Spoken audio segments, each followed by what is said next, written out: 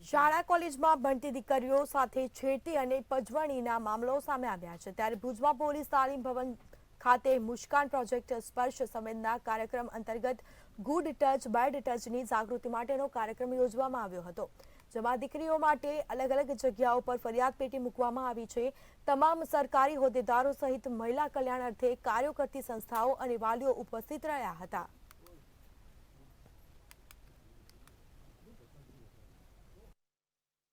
કરવું એ માટે આપણા એસપી સાહેબે જે ફરિયાદનું નામ આપ્યું છે એ ફરિયાદ પેટી એવી જગ્યાએ મૂકવામાં આવશે કે જ્યાં જાહેર જગ્યા હોય, સ્કૂલ હોય, કોલેજ હોય અને ભીડભાડવાળી જગ્યા હોય ત્યાં પણ એને વ્યવસ્થિત રીતે મૂકવામાં આવશે અને નિયમિત દરરોજ એ પેટીનું ચેક થશે।